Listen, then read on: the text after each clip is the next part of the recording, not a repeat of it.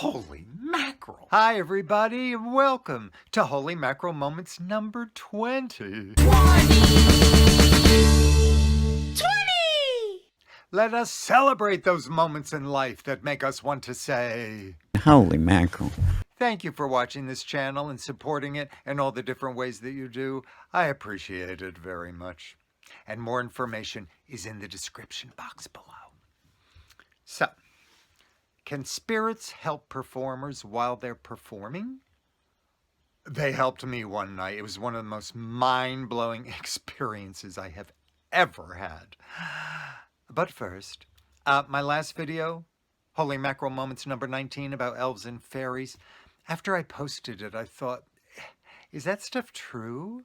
Is it too woo-woo for you? And so I asked a friend, did you see my latest video? She said, yes, of course elves and fairies are real. I've been seeing them since I was 3. Oh, that made me feel better about the woo-woo. Not the woo-woo, but the woo-woo. But I'm not going to play Roxanne's woo-woo clip again. Oh, all right. That's Roxanne Reese, isn't she great? But I'm not going to play the Doggie Choo-Choo Train woo-woo. Sorry, no choo-choo woo-woo today. Oh, all right.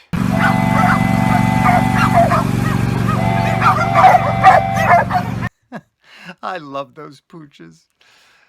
So before we go to the theater, let's go to a Chinese restaurant. So a new viewer wrote me her Holy Mackerel moment. She found me thanks to Kim Carey, gifted psychic of the YouTube channel Intuitiview.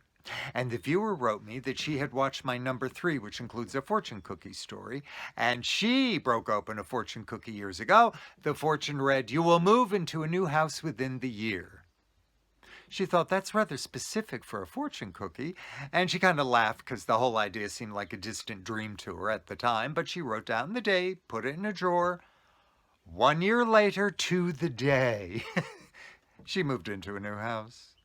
I'm telling you. This viewer, by the way, is named Lynn Purse, and I highly recommend her YouTube channel. She combines her music with gardens, and it's beautiful.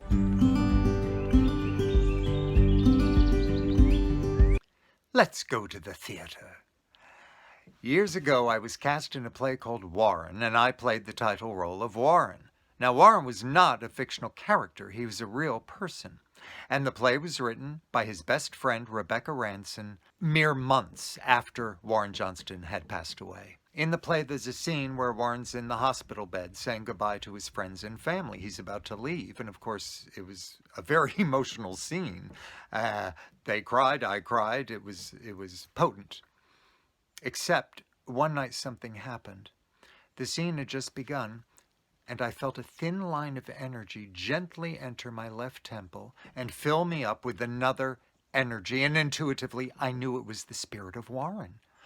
And I felt a shift, and I felt him kind of respectfully guiding my performance in an interpretation that was probably more accurate to how he had really felt. And suddenly I was not emotional. I was not crying. I was pragmatic. I was a man with a mission. As Warren, I was thinking, these are my beloveds. This is the last time I'm going to be able to see them. I have to memorize their faces and imprint them on myself so I can carry it with me. Things I'd never noticed before, like the curve of an earlobe, the line of a jaw. I need to take this with me. So I was studying their faces intently. And instead of crying, I was going taking these mental pictures of the people I loved. And then I died. Now, I had to remain in the hospital bed for quite a while, appearing dead, and of course I wanted to appear dead, and I usually held my breath, but eventually I had to breathe sooner or later. But on this night, something else happened. My eyes are shut, everything's dark, and suddenly I see my mother standing in front of me. She'd been dead for 3 years. Her back was to me. There were these 2 huge white wings springing out of her back, and she turned her head to me and said, "Would you like to go for a ride?" I reached up, I grabbed the base of her wings, and we whooshed up out of my body to the top of the theater. I thought, well, I guess that body down there looks dead now because I'm not in it. And I hung out with my mother's energy there for a while, and it felt so comfy and sweet. I had missed her, and I felt content. After a while, I heard a sound down below, which was Amazing Grace. It was the funeral scene. The cast was on stage singing Amazing Grace for Warren's funeral, which meant the play was about to end. The play? I said, Mom, I have to get back into my body for the curtain call. She said, I know, honey, I know, go ahead. And I felt myself back in my body. I opened my eyes. It was dark. I stood up. The lights came up. I took my bow.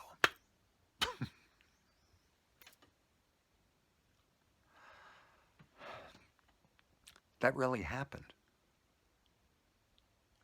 I don't think I need to say holy mackerel because it's kind of a given, but whoa. And I said to myself, do things like this ever happen to other performers? And that's when I heard Ann Miller's story. Ann Miller was a huge star at MGM, a musical star known for her amazing dancing.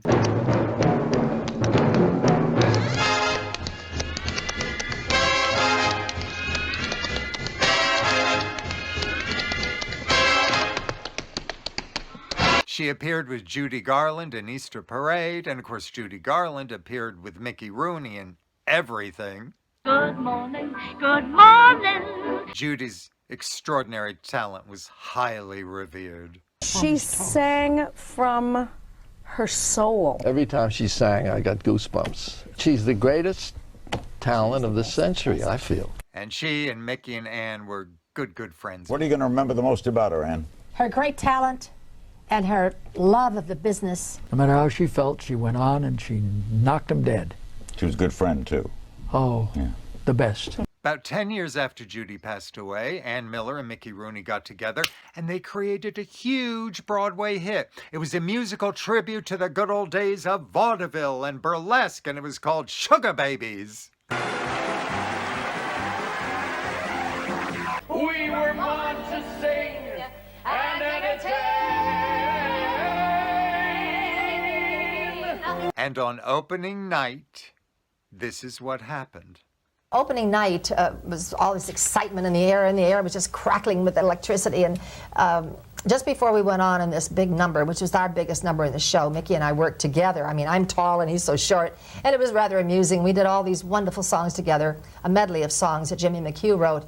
And in the middle of, this is opening night, and in the middle of the number, all of a sudden I felt this force hit me. It was like, it just almost knocked the breath out of me, and Mickey gave me a funny look out of the corner of his eye. And all of a sudden I started singing like I've never sang before, and I was moving in my body, and Mickey looked at me, he said, what's wrong with her? You know, I could feel his thoughts. And when we came off like steam engines, and we came back to take a bow, and we came off again. He said, what happened to you? And I said, Mickey, I don't know. I said, I don't know, something strange. I don't know what. So just as I was walking away from him, my earring fell off, which I thought was very odd because I always wear double-faced adhesive on the back of earrings when I'm dancing so they won't fly off and hit somebody in the eye in the audience. But it fell off and it rolled over, and there was a piece of scenery there. And all I could see was J-U-D, and this inner voice that I have, which I talk about all through the book, this inner voice that comes to me, said, Ann, it's me, Judy.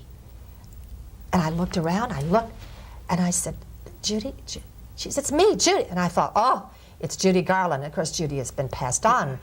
And as we walked, I was a very fast change for me. I walked into my room, and my dresser is dragging me, and I said, something very strange has happened to me. Where's Mickey? Get Mickey. And Mickey came to me, and I said, Mickey, I hate to tell you this, but Judy Garland was out on that stage tonight with us. And he just looked at me, and he smiled, and he said, I know it. He knew. He felt her too. She was there. Fancy meeting you here.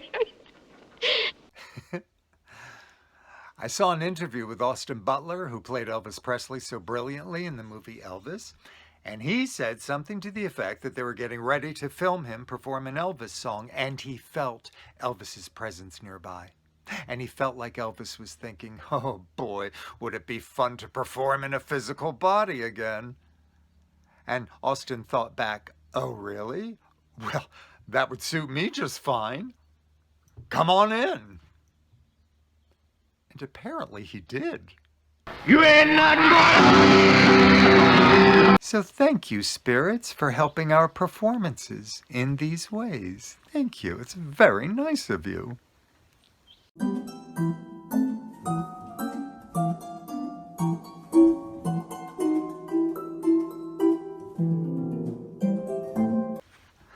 Woo woo.